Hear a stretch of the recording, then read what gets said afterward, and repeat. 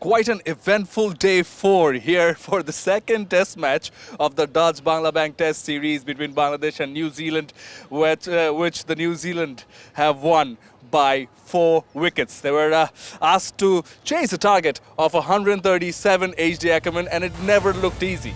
No, well, it wasn't going to be easy. I mean, we've known throughout this test match that that batting is proved problematic. And we always felt that anything over 150 would be challenging. 200 would probably be a winning total. 137 just required a good innings. They got it from Glenn Phillips and Mitchell Santner towards the back end. He certainly played a huge part in this. So, yeah, they deserve their victory, I suppose. But thankfully, we had a surface that assisted the bowlers because of the amount of rain that we ended up having in the test match. Otherwise, we probably wouldn't have a result. Instead, we got one inside 2 days. We did. Eventually on day 4. This partnership was a match-winning one, a much-needed one for the Black Caps between Glenn Phillips and Santner. Yeah, Santner played really well, I thought. You know, he would have been under a little bit of pressure, didn't score any runs in the first innings. He's picked as an all-rounder, did well with the ball, and he's repaid the selectors because that is a huge performance from him. He was aggressive, and it was the perfect partnership. Perfect foil for Phillips. Yeah, perfect for ROI. Here's that partnership we were talking about. Look at those ones above those, 19, 15 and 18, goes on to show that the 70 of 77 is actually worth more than that. Yeah, it is. I mean, I must admit, I thought that Mitchell and Phillips were going to be the two that would have to score the runs in this chase because of, I think they play the best on this surface. I think the rest of the New Zealanders really struggled. And when Mitchell went, I thought, hang on a second here, Bangladesh have got a chance. But Santner played great.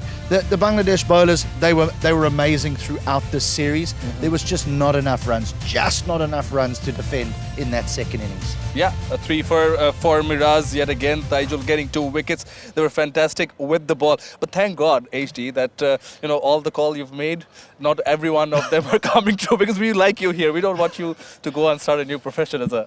No. Look, it's I'm pleased to say that I'll still remain unbeaten over the course of a series for Bangladesh.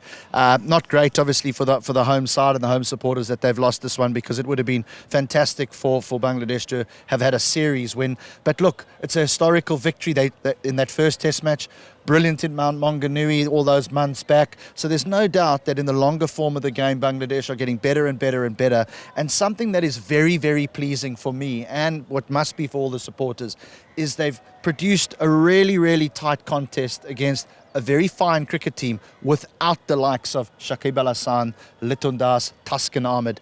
That speaks volumes for the depth here. It absolutely does. And beating New Zealand for the first time on home soil, the Sylhet Test you were talking about, defeating New Zealand for the first time by 150 runs.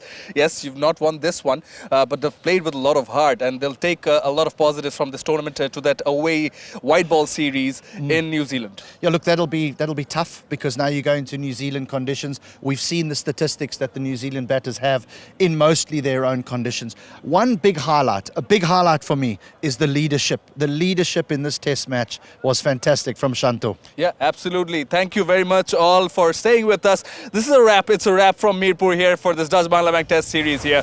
It's tied between Bangladesh and New Zealand, 1 each. This is the match summary for you, which New Zealand have won by 4 wickets. Eventually, the first innings for both the teams were neck and neck.